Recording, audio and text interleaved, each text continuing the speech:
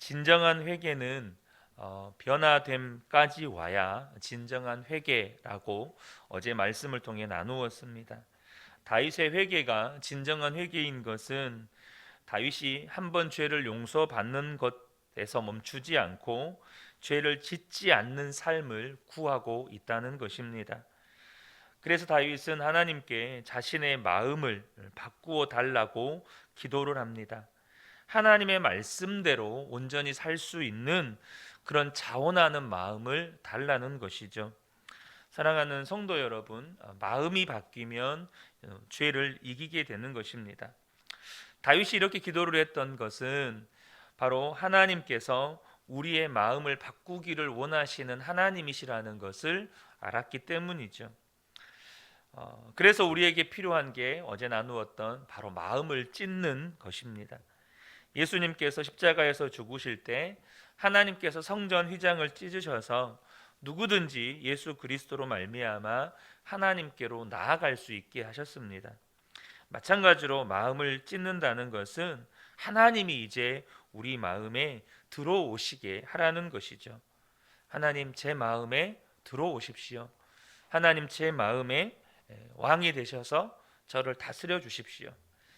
하나님께서 휘장을 찢어서 어떤 사람도 가리지 않고 예수 그리스도를 의지하기만 하면 하나님께 나아올 수 있게 하셨지 않습니까?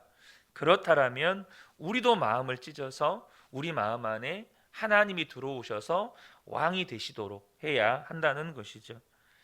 여러분, 하나님을 마음에 모시고 사는 사람이 어떻게 죄를 짓고 살 수 있겠습니까?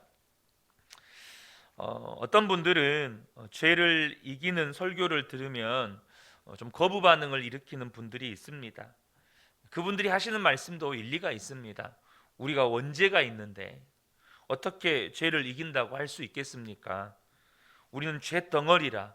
우리 속에 죄가 박혀 있기 때문에 우리가 죄를 지어서가 죄인이 아니라 이미 우리가 죄인이기 때문에 죄를 짓는데 어떻게 죄를 안 짓고 죄를 이기고 산단 말입니까?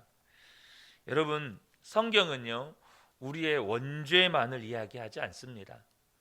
우리가 죄덩어리라고만 말하지 않아요. 무슨 말이냐면 분명히 우리는 원죄를 가지고 있고 우리는 죄 중에서 태어났고 우리는 죄덩어리지만 예수를 믿게 되면 그 원죄를 가지고 있는 예수님이 죄덩어리를 가지고 있는 내가 예수님과 함께 십자가에서 죽었다는 겁니다. 그리고 예수님의 그 부활 생명으로 우리가 살게 되었다는 것이죠. 여러분, 이것이 십자가 복음입니다. 죄덩어리였던 나는 그리스도와 함께 죽었고 이제는 사망 권세에 이기신 그 죄와 사망 권세에 이기신 예수의 생명으로 우리가 이제는 살게 되었다는 것이 십자가 복음입니다. 죄에 대해서 죽어버렸는데 여러분, 어떻게 죄와 함께 살 수가 있겠습니까? 이미 죄에 대해서 나는 죽어버렸는데 로마서 6장 2절에 그럴 수 없느니라 죄에 대하여 죽은 우리가 어찌 그 가운데 살리요. 로마서 6장 6절에도 우리가 알거니와 우리의 옛사람이 예수와 함께 십자가에 못 박힌 것은 죄의 몸이 죽어 다시는 우리가 죄에게 종노릇 하지 아니하려 함이니 고린도후서 5장 17절에도 그런즉 누구든지 그리스도 안에 있으면 새로운 피조물이라 이전 것 우리의 죄덩어리였던 옛사람은 다 지나갔다는 거예요. 여러분, 예수님 믿으면 새 사람 된 겁니다. 새 사람이 되었다는 것은 죄를 이기는 사람이 되었다는 것이에요. 어떻게 그런 일이 가능합니까? 하나님이 우리 마음에 와 계시기 때문입니다.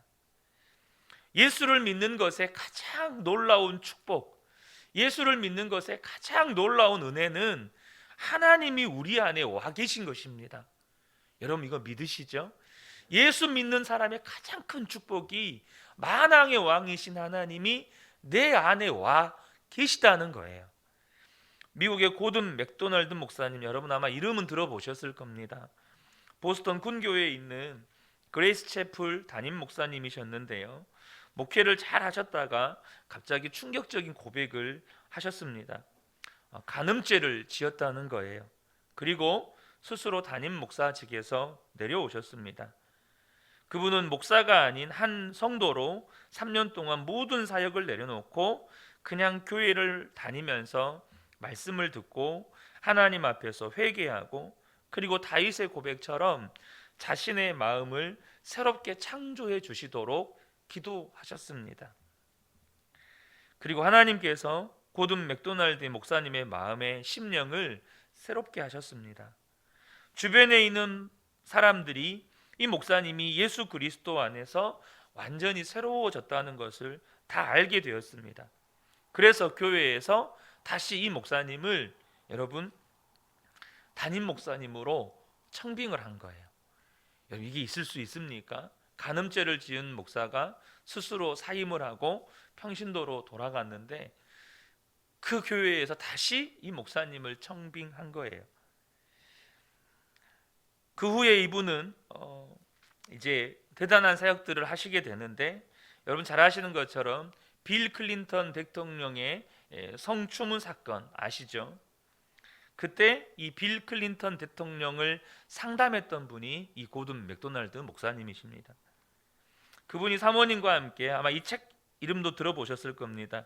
내면 세계의 질서와 영적 성장이라는 책을 쓰시면서 거기에 이렇게 고백을 하셨습니다. 우리는 정상에 섰습니다. 그동안의 길은 길고도 험했습니다. 그러나 아주 귀중한 경험이었습니다. 우리는 산 등성이에 핀 야생화를 보면서 목마르면 바위 틈에서 솟아난 샘물을 마시면서 꾸준히 걸어왔습니다.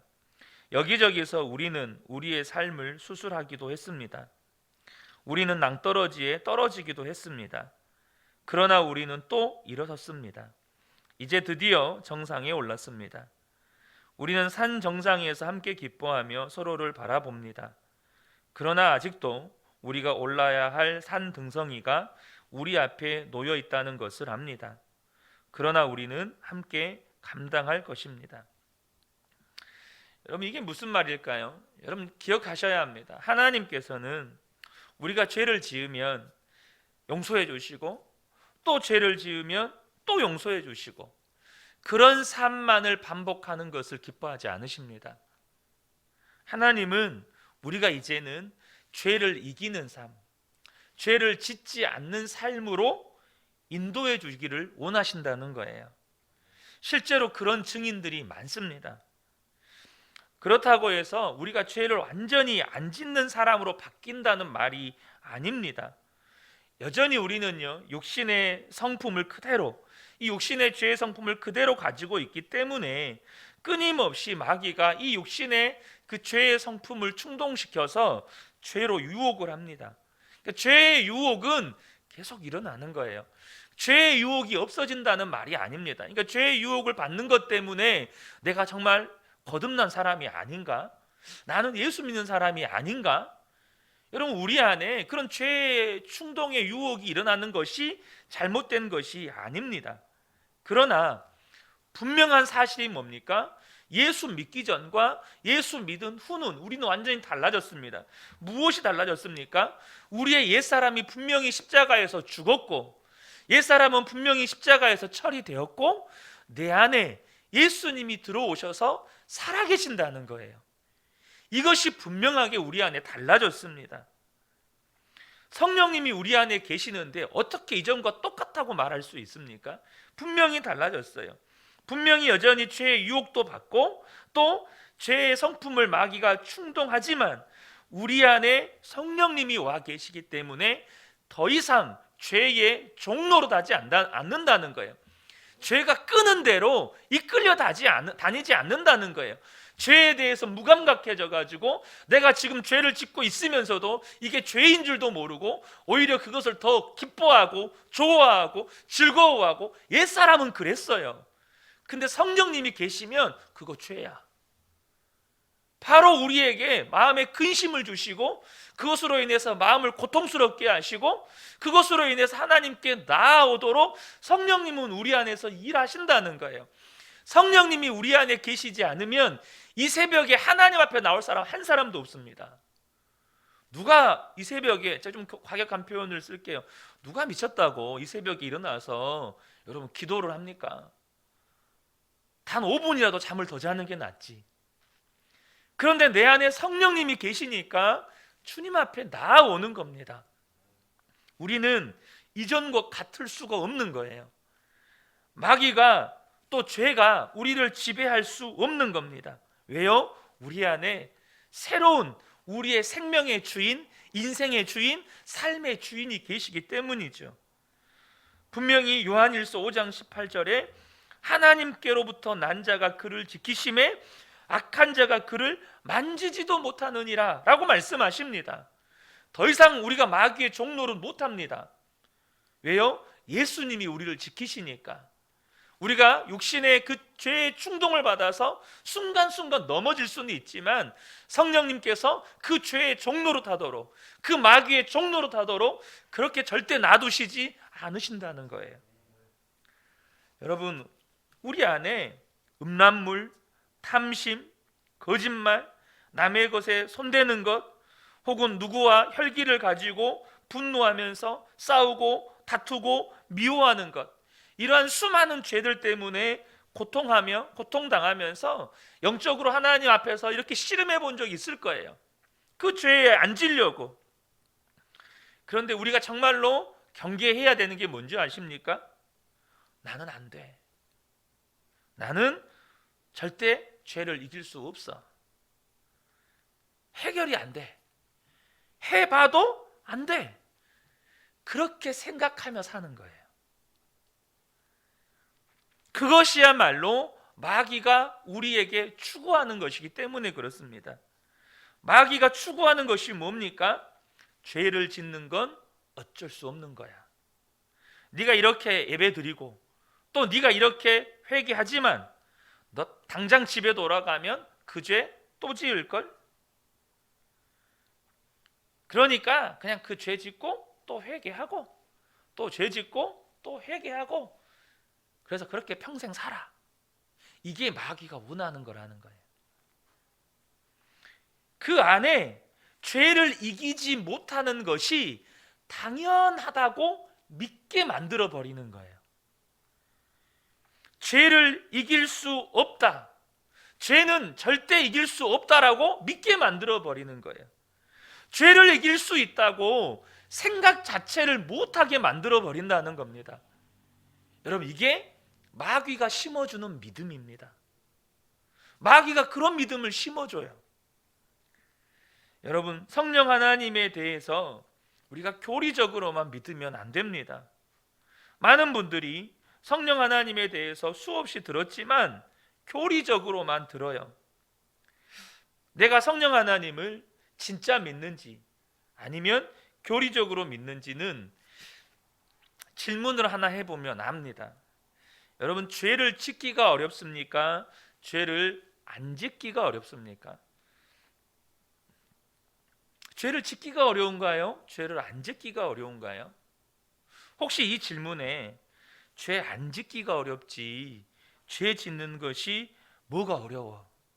라는 생각이 든다면 성령님에 대해서 교리적으로 믿고 있는 겁니다. 성령님이 내 안에 계시다는 이 믿음이 그냥 지식적인 믿음이라는 거예요. 지금 저와 여러분이 예배당 안에 있잖아요. 자, 이 예배당 안에서 죄를 짓기가 쉽습니까? 안 짓기가 쉽습니까? 이 예배당 안에 사람들이 다 있어요. 죄를 짓는 게 반대로 질문할게요. 죄를 짓기가 어렵습니까? 죄를 안 짓기가 어렵습니까? 이렇게 사람들만 보고 있어도요, 죄를 짓기 어려운 겁니다. 여러분, 죄를 짓기 어렵다는 게 진리입니다. 여러분, 사람이 기본 양심만 있어도 죄를 짓기가 어려워요. 이게 지극히 정상적이잖아요. 그럼에도 불구하고 너무나도 많은 성도들이 사단의 유혹에 미혹이 되어, 사단의 이 거짓말에 미혹이 되어서 죄를 짓는 것이 어렵다라고 생각하지 않고 오히려 죄를 짓는 것이 쉽다고 생각을 해요. 왜 내가 죄를 짓는 것이 여러분 쉽다고, 사람은 죄를 안 지을 수 없다고 이렇게 생각하며 살까요?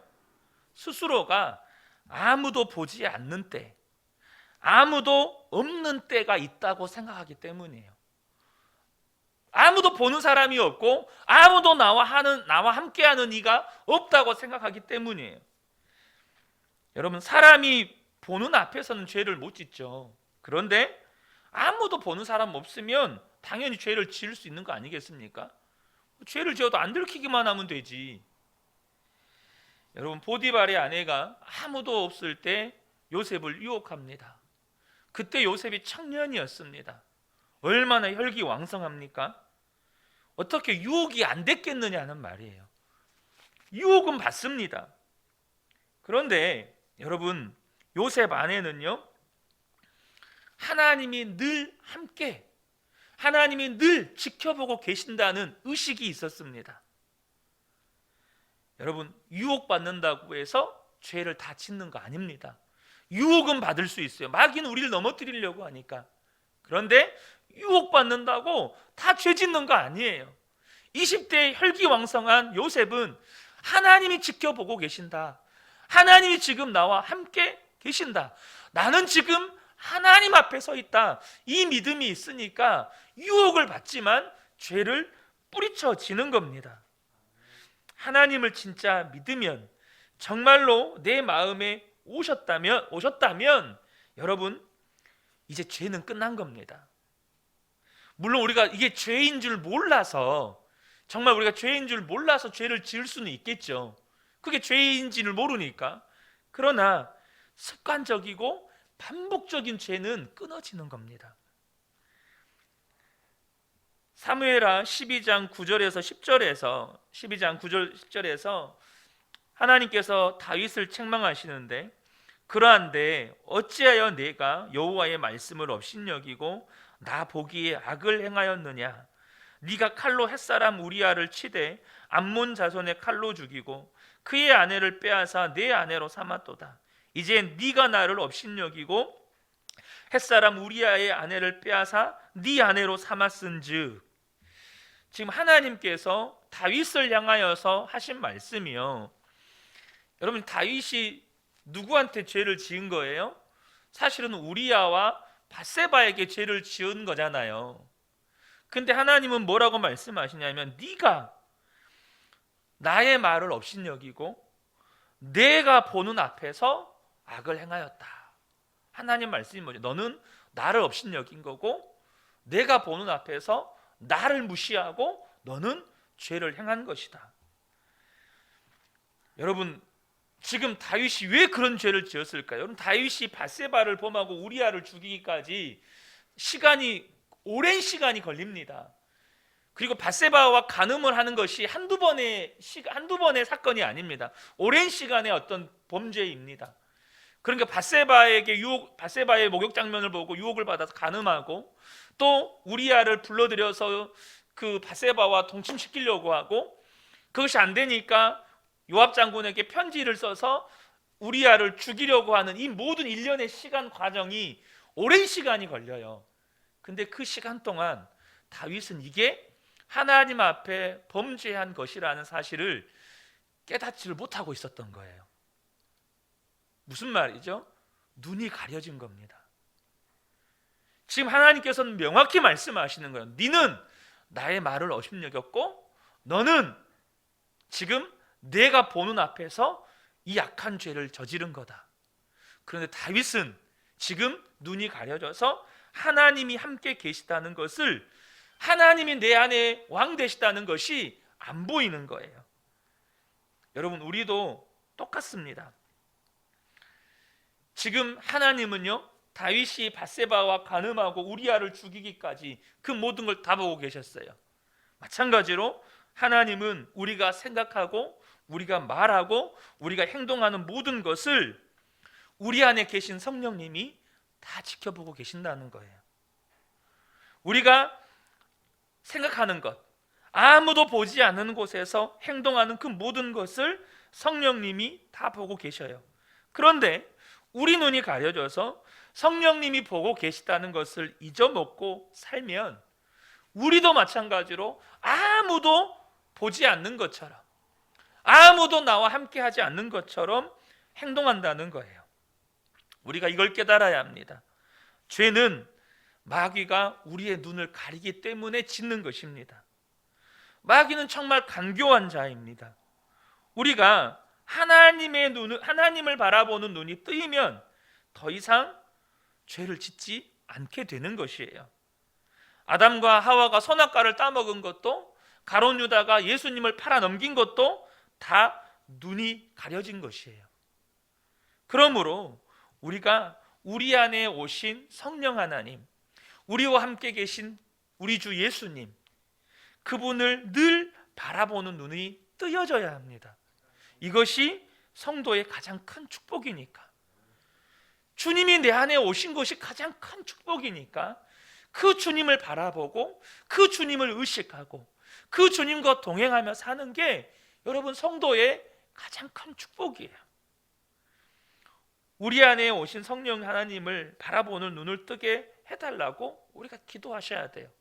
어제 소망의 기도를 인도하는데 갑자기 예상이 없던 우리 진행하시는 우리 PD님이 질문을 하실 때가 있어요. 사실 소망의 기도 오신 분들이 다 인생의 어려움 때문에 여러분 다 이렇게 기도 제목들을 주시잖아요. 근데 갑자기 이렇게 인생의 어려움 가운데 있을 때 가장 시급하고 가장 중요한 기도 제목이 뭘까요? 근데 여러분 거기에 질문에 대한 답은 명확했어요. 하나님이 나와 함께 하시는 게 믿어지면 모든 문제는 끝이 납니다. 우리에게 정말 필요한 기도는 나와 함께 계시는 주님을 바라보는 믿음의 눈이 열리는 것입니다. 제가 그 말씀을 드렸거든요. 사랑하는 성도 여러분, 성령님이 나와 함께 계시고 그 주님을 바라보는 눈이 열리고 죄가 죄인 것이 명확하게 눈에 보이면 죄 지을 사람 없습니다. 여러분, 독약이 아무리 유혹받는다고 독약인 걸 알면 마실 사람이 어디 있습니까? 의지가 약해도 독약 마실 수 있습니까? 안 마십니다. 죄는 독약보다 더 무서운 거예요. 이 새벽에 함께 예배하는 우리 모든 성도님들이 이제 마음에 결단하시기를 축복합니다. 주님, 제가 주님만 바라보며 살게 해주십시오. 내 안에 계시는 성령 하나님을 바라보는 믿음의 눈을 열어주십시오. 그래서 날마다 그 주님 바라보며 그 주님과 동행하며 살면서 어떤 죄의 유혹이 오더라도 내 힘이 아닌 그 주님을 바라보는 눈이 뜨여 있어서 그 죄의 유혹을 뿌리치는 이제는 거룩하고 순결한 삶 살아가도록 주님 내게 은혜 베풀어 주십시오. 이 은혜가 우리 모든 성도님들께 함께 하시기를 주님의 이름으로 축복합니다. 아멘. 우리 함께 기도하겠습니다.